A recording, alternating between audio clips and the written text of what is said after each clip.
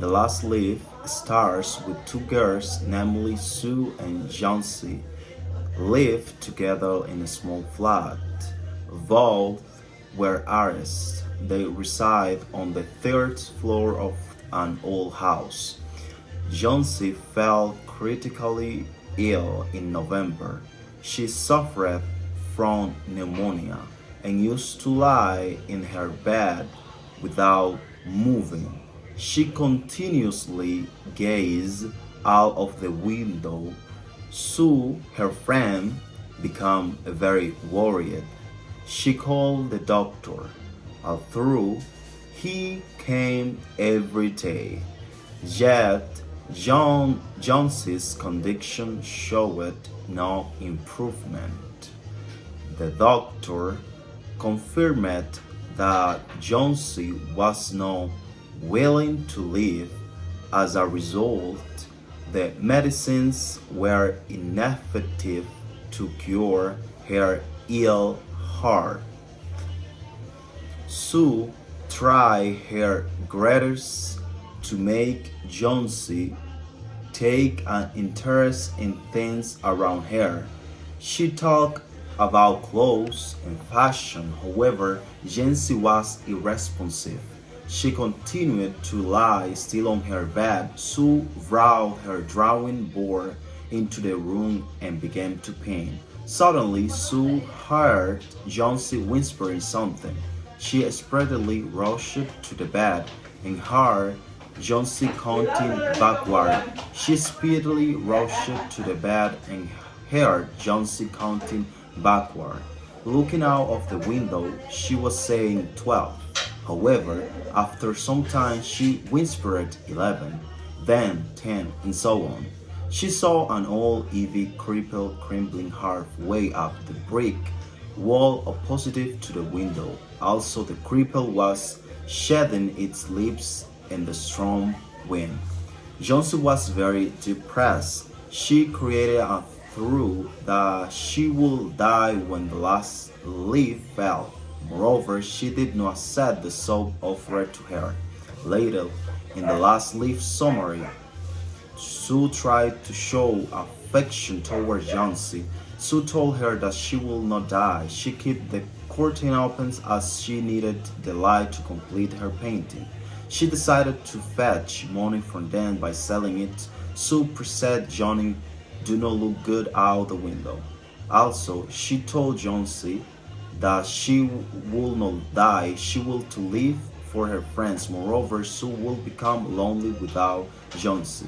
But Jonesy was sure that she wouldn't die as soon as the last leaf falls. She added that she will sleep after the last leaf falls and will sleep forever. Sue was very worried about her friend's condition. She was helpless. Sue rushed to the ground floor to seek help from a 16-year-old painter. His name was Verman. His lifelong dream was to paint a masterpiece. Unfortunately, it remained a dream only. Sue told the condition of his friend to Berman. She refused to eat and continuously looked outside the window. She declares that she will not survive after the falling of the last leaf. He condemned Jonesy for being silly. However, he agrees to paint the last leaf for Jonesy so that she will recover. Jonesy wakes up the next morning. To her surprise, last leaf survived the storm and it was clinging to the cripple. It survived another storm in the evening too. This incident opened Jonesy's eyes. She apologized to her friend for being too responsible and depressed. She realized that it was a sign to think of death. Then she combated hot soap and a desire to live. The doctor arrived. He told us about the improvement in her heart. He added that she would recover soon as her desire to live was back. Sue went to see Verman. He was only 2 days ill. However, he dies of pneumonia contracted while being out in the wet and cold.